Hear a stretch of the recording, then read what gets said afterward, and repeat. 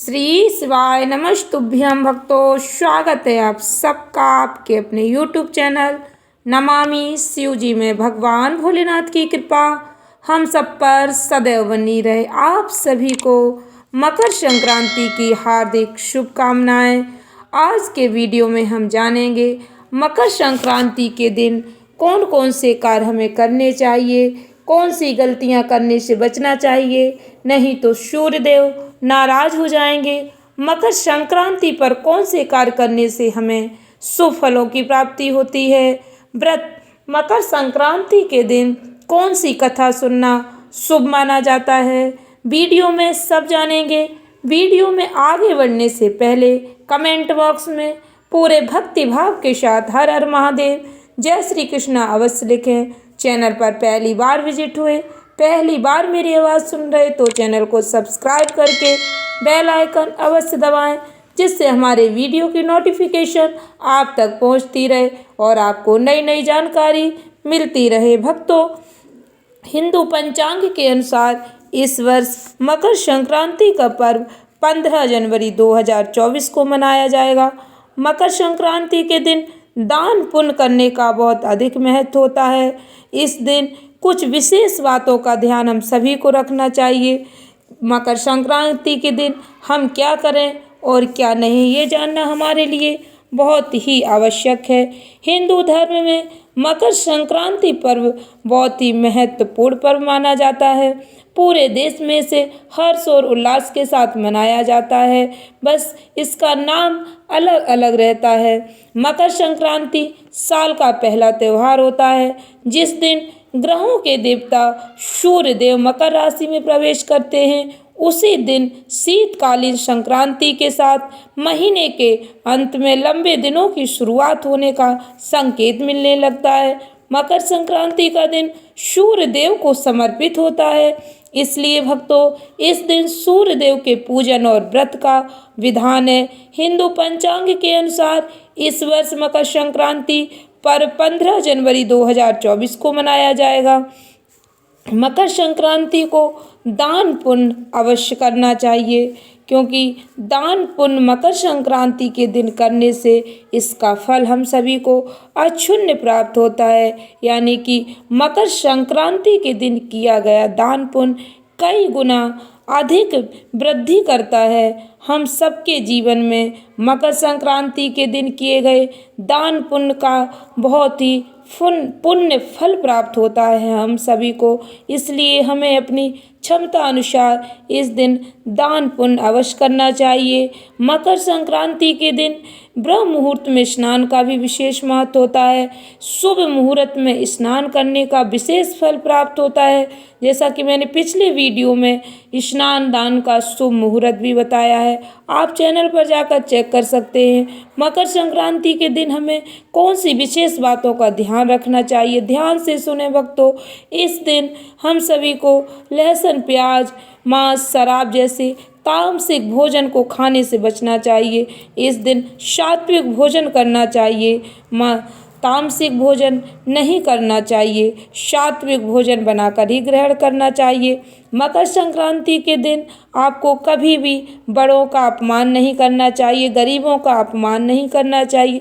ऐसा करने से पाप के भागी बन सकते हैं आप। मकर संक्रांति के दिन आपको किसी की बुराई नहीं करनी चाहिए, किसी के बारे में गलत नहीं बोलना चाहिए, क्योंकि गलत बोलने का भी असर गलत ही होता है, इसलिए हमें बुराई करने से बचना चाहिए। मकर संक्रांति के दिन किसी भी परिवार में किसी को तामसिक भोजन नहीं करना चाहिए, शराब सिगरेट नशे का प्रयोग नहीं करना चाहिए, क्योंकि ऐसा करने से घर की सुख समृद्धि चली जाती है। इसलिए मैं इस बात को बार बार रिपीट कर रही हूँ।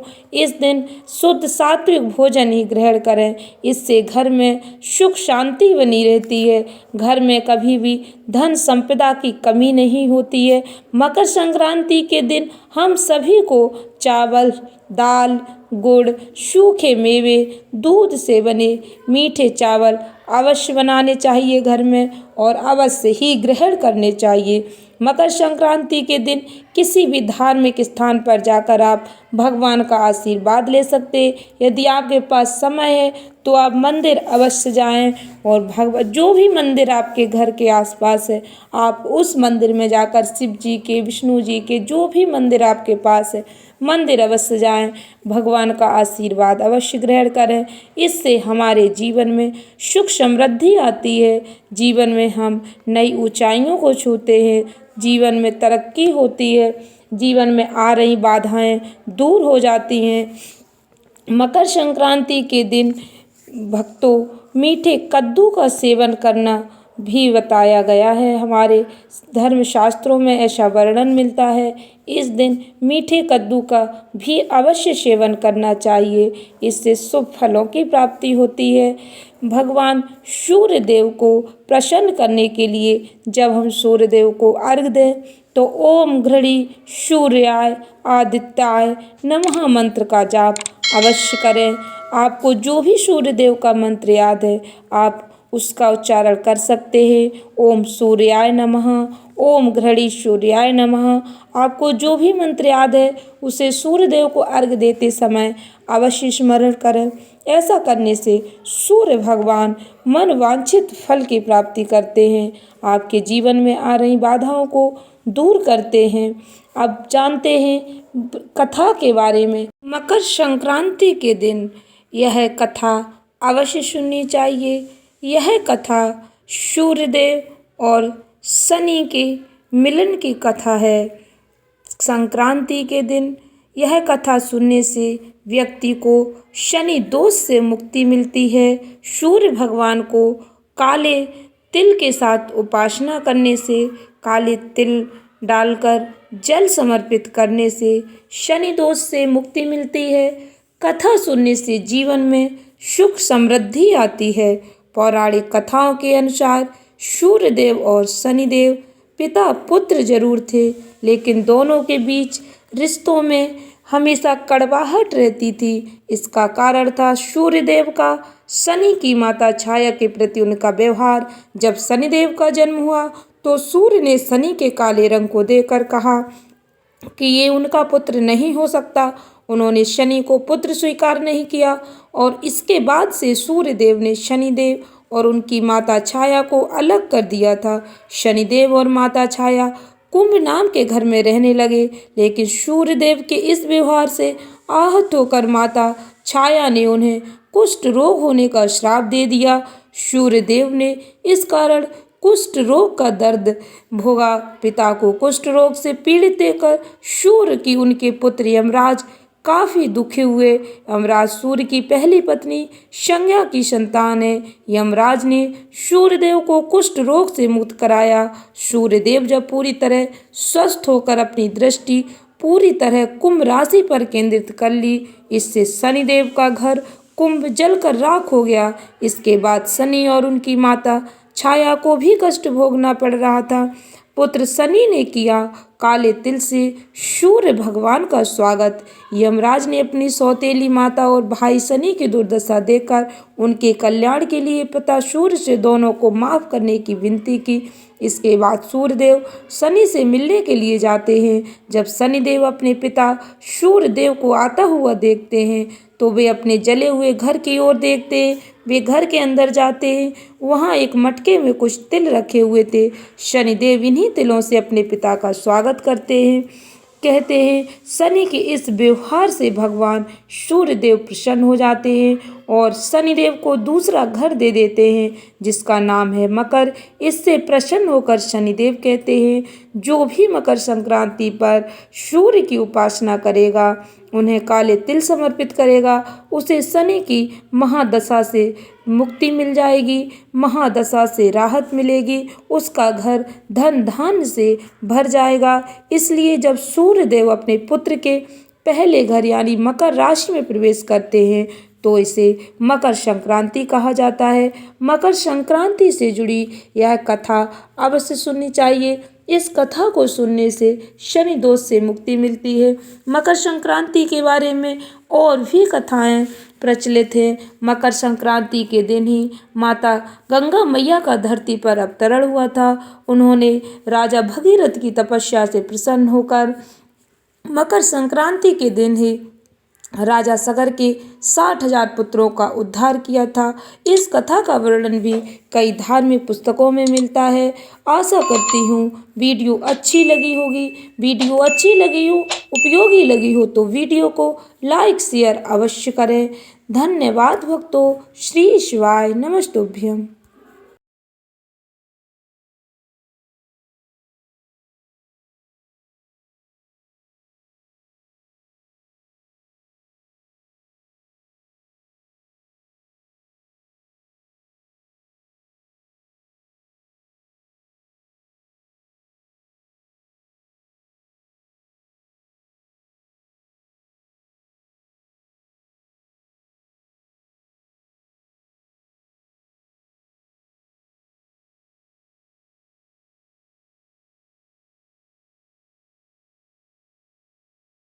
मकर संक्रांति के दिन यह कथा अवश्य सुननी चाहिए। यह कथा सूर्यदेव और शनि के मिलन की कथा है। संक्रांति के दिन यह कथा सुनने से व्यक्ति को शनि दोष से मुक्ति मिलती है। सूर्य भगवान को काले तिल के साथ उपासना करने से, काले तिल डालकर जल समर्पित करने से शनि दोष से मुक्ति मिलती है। कथा सुनने से जीवन में सुख समृद्धि आती है। पौराणिक कथाओं के अनुसार सूर्यदेव और शनिदेव पिता पुत्र जरूर थे, लेकिन दोनों के बीच रिश्तों में हमेशा कड़वाहट रहती थी। इसका कारण था सूर्यदेव का शनि की माता छाया के प्रति उनका व्यवहार। जब शनिदेव का जन्म हुआ तो सूर्य ने शनि के काले रंग को देखकर कहा कि ये उनका पुत्र नहीं हो सकता। उन्होंने शनि को पुत्र स्वीकार नहीं किया और इसके बाद से सूर्यदेव ने शनिदेव और उनकी माता छाया को अलग कर दिया था। शनिदेव और माता छाया कुंभ नाम के घर में रहने लगे, लेकिन सूर्यदेव के इस व्यवहार से आहत होकर माता छाया ने उन्हें कुष्ठ रोग होने का श्राप दे दिया। सूर्यदेव ने इस कारण कुष्ठ रोग का दर्द भोगा। पिता को कुष्ठ रोग से पीड़ित देखकर सूर्य की उनके पुत्र यमराज काफी दुखी हुए। यमराज सूर्य की पहली पत्नी संज्ञा की संतान है। यमराज ने सूर्यदेव को कुष्ठ रोग से मुक्त कराया। सूर्यदेव जब पूरी तरह स्वस्थ होकर अपनी दृष्टि पूरी तरह कुंभ राशि पर केंद्रित कर ली, इससे शनिदेव का घर कुंभ जलकर राख हो गया। इसके बाद शनि और उनकी माता छाया को भी कष्ट भोगना पड़ रहा था। पुत्र शनि ने किया काले तिल से सूर्य भगवान का स्वागत।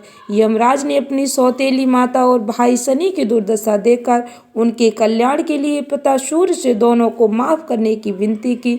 इसके बाद सूर्यदेव शनि से मिलने के लिए जाते हैं। जब शनिदेव अपने पिता सूर्यदेव को आता हुआ देखते हैं तो वे अपने जले हुए घर की ओर देखते हैं। वे घर के अंदर जाते हैं। वहाँ एक मटके में कुछ तिल रखे हुए थे। शनिदेव इन्हीं तिलों से अपने पिता का स्वागत करते हैं। कहते हैं शनि के इस व्यवहार से भगवान सूर्यदेव प्रसन्न हो जाते हैं और शनिदेव को दूसरा घर दे देते हैं जिसका नाम है मकर। इससे प्रसन्न होकर शनिदेव कहते हैं जो भी मकर संक्रांति पर सूर्य की उपासना करेगा, उन्हें काले तिल समर्पित करेगा, उसे शनि की महादशा से मुक्ति मिल जाएगी, महादशा से राहत मिलेगी, उसका घर धन धान्य से भर जाएगा। इसलिए जब सूर्यदेव अपने पुत्र के पहले घर यानी मकर राशि में प्रवेश करते हैं तो इसे मकर संक्रांति कहा जाता है। मकर संक्रांति से जुड़ी यह कथा अवश्य सुननी चाहिए। इस कथा को सुनने से शनि दोष से मुक्ति मिलती है। मकर संक्रांति के बारे में और भी कथाएं प्रचलित हैं। मकर संक्रांति के दिन ही माता गंगा मैया का धरती पर अवतरण हुआ था। उन्होंने राजा भगीरथ की तपस्या से प्रसन्न होकर मकर संक्रांति के दिन ही राजा सगर के 60,000 पुत्रों का उद्धार किया था। इस कथा का वर्णन भी कई धार्मिक पुस्तकों में मिलता है। आशा करती हूँ वीडियो अच्छी लगी होगी। वीडियो अच्छी लगी हो, उपयोगी लगी हो तो वीडियो को लाइक शेयर अवश्य करें। धन्यवाद भक्तों। श्री शिवाय नमस्तुभ्यम।